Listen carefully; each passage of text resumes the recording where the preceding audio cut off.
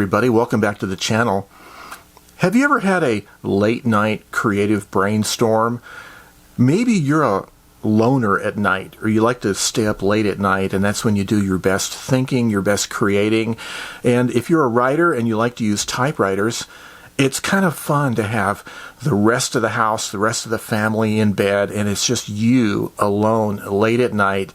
Maybe a darkened room with just one desk lamp burning, you in front of your typewriter, but there's a problem. It may disturb the sleep of your family, other people in your house, right? Mechanical typewriters can be rather loud at times. So what do we have to think about? What do we have to consider when we're looking for the best typewriter for late night typing? Stay tuned. Well, obviously, you could answer this question really briefly. The quietest typewriter, Joe, is the best late-night typewriter. Well, okay, is that true? Because it's not only about quiet, but it's about this is a working typewriter. This is a typewriter that really enables your creativity, right? So it's not just about quiet, but that's important, right? And the other question is, have you ever really examined your typewriters or compared them to see which one really is the quietest? You'd be surprised. In fact, I was surprised when I took a sampling from my collection yesterday and sat them down at the desk here and tried them out.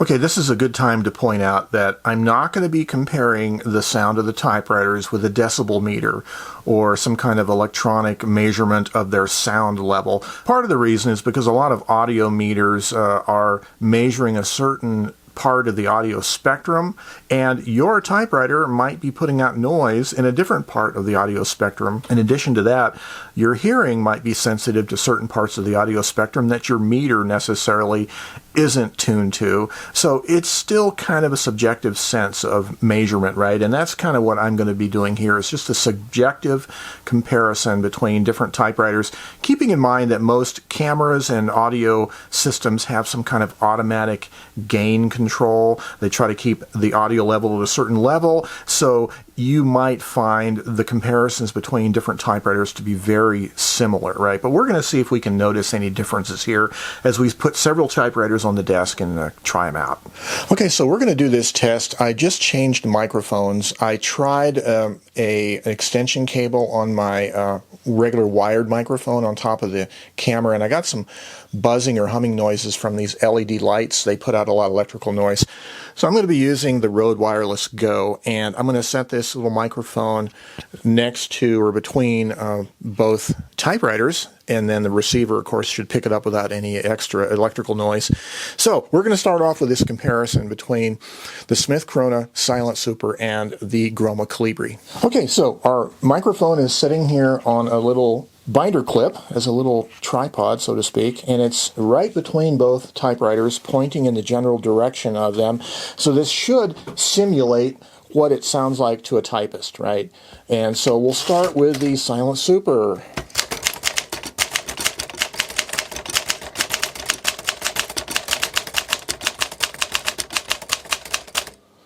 All right, now the Groma Calibri.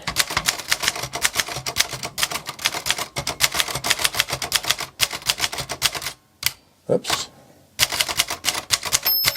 There we go. Okay, so let's just do some key tests between the two machines. I'll use the B key.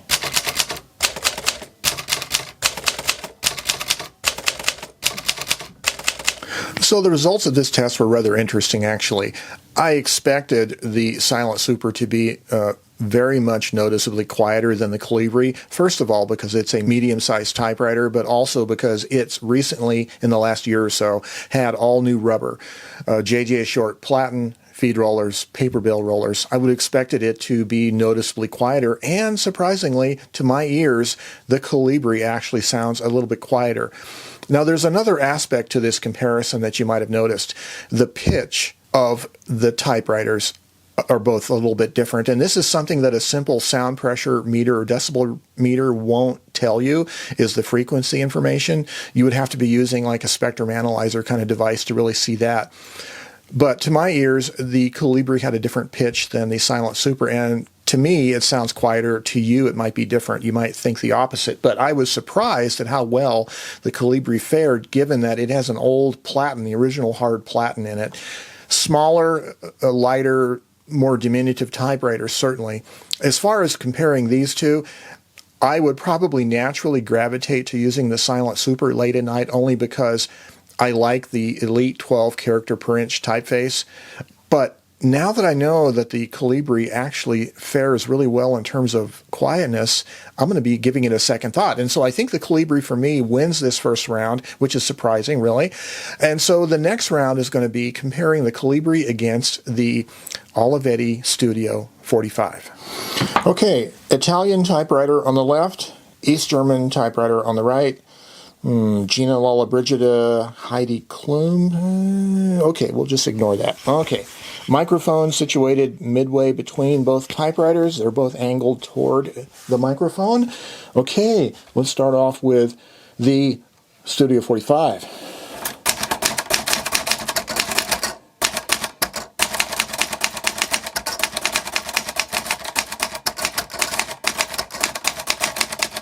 All right. It, to me, sounds noisier already, and here is the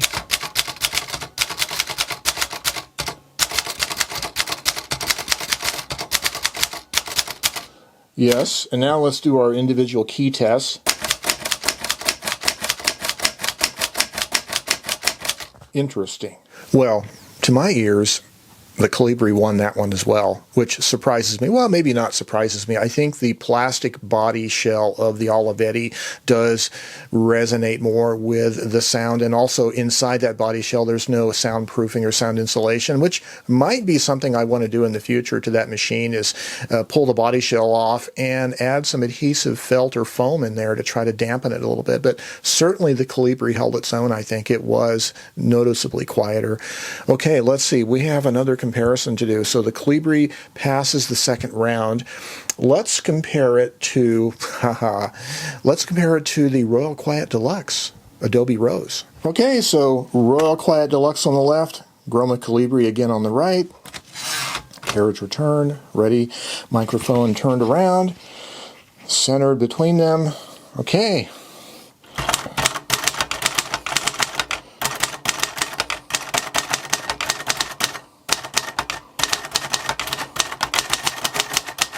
Wow, and that was actually on the red ribbon. Let's put it on black.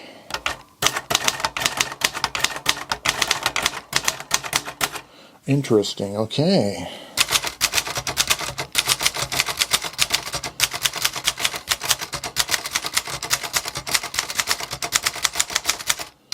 Okay, now for the individual letter comparison. Well, once again, surprising results. Of course, the Quiet Deluxe doesn't have a fresh platen, but it's louder than I thought it would be, especially the space bar, and that might be this individual machine. Maybe there's no padding on the space bar or support or stops. Anyways, yeah, surprised me. I think the Calibri won this battle again, at least to my ears. What did you guys think? Interesting. I have two more machines, actually three. I have two Hermes 3000s. I think it's going to be a tough match for the Calibri. But before I get into the Hermes 3000s, I have a Olympia SM3 that belongs to my wife. Let's do that next. Olympia SM3, Groma Calibri. And let's get it pointed here between the two machines. All right, right in between. Okay, here we go.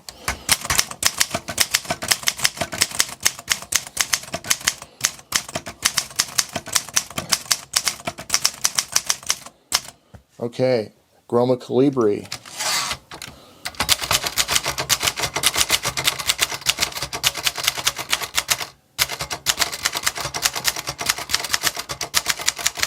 And the letter test.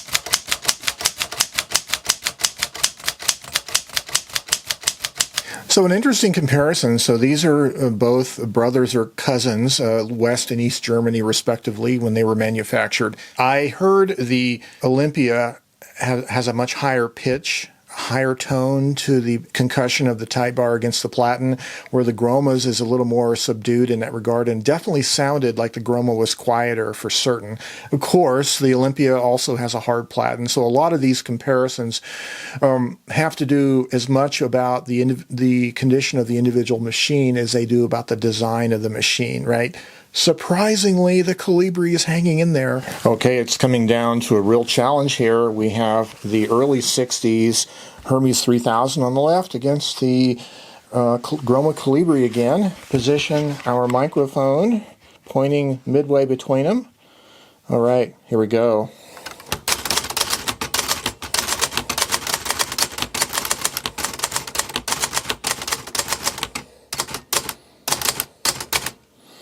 All right, Groma Calibri.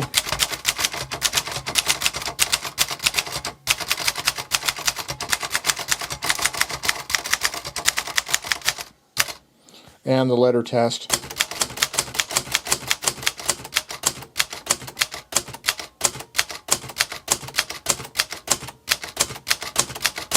So did you notice the tonal difference between the two machines again? You know, some of the differences you may not be able to pick up on the recording because, as I said earlier, there's some automatic gain control going on. But to my ears, yeah, the Groma Calibri still hung in there, which is really surprising considering how highly regarded the Hermes 3000s are, and they are considered to be pretty quiet typewriters. Well, of course, it's an old platen, right? And my other Hermes 3000 is also an old platen. It's probably about 10 years newer, however. Let's bring it out and see what happens. Okay, it comes down to the final test. This isn't every machine in my collection, but these are the ones that I would probably most likely be writing with late at night. Hermes 3000, French-made, made in the early 1970s. Of course, Groma Calibri, made in the East German Democratic Republic. All right, position our microphone midway between them, pointing that way. They should have equal pickup of sound from either angle. Okay, Hermes.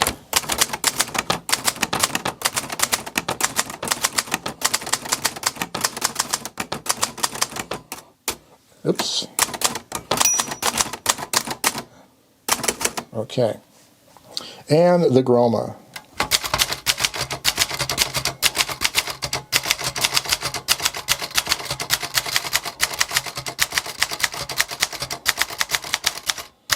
And the character comparison.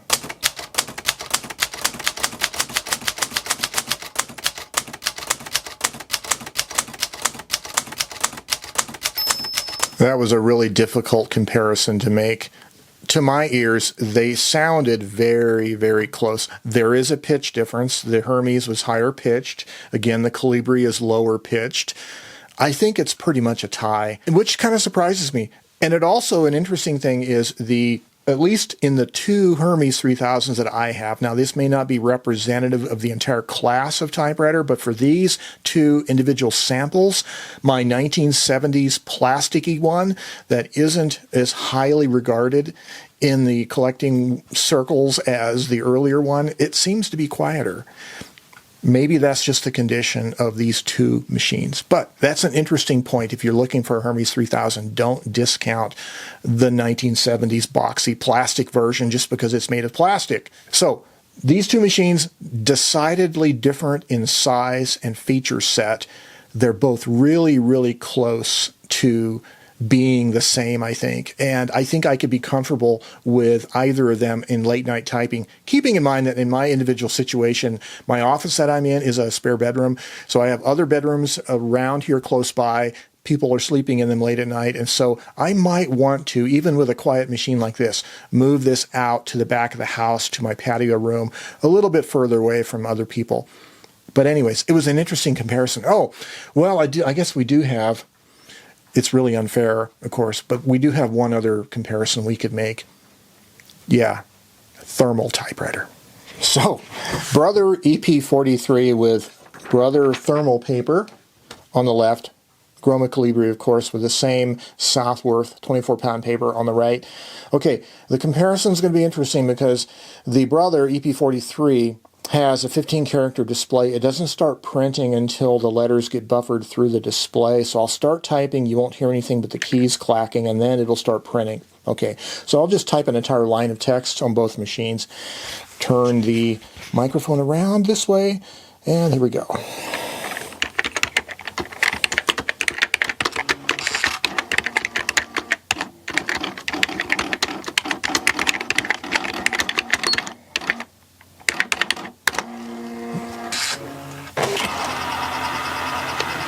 Okay, Groma Calibri.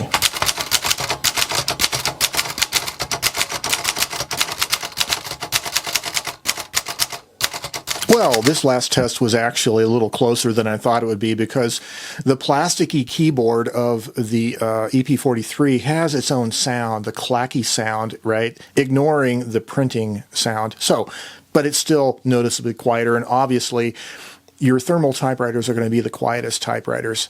So that might be an important consideration. I think I could easily use that thermal typewriter even in the office here, close to the rest of the bedrooms in my house. I wouldn't have any problem with it.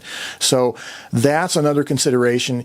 If you really like your time alone late at night, if you're a night owl kind of a writer, maybe a thermal typewriter might be something to think about, especially if you use typewriters in the early or first draft stages of creation, where the materials, thermal paper, for instance, is not the final output, of course. It's just the raw collection of thoughts. You're going to edit that, maybe strike out and redline it with a pencil or a pen, and then you're going to retype it anyways eventually into a word processor to get a final version for publishing or whatever.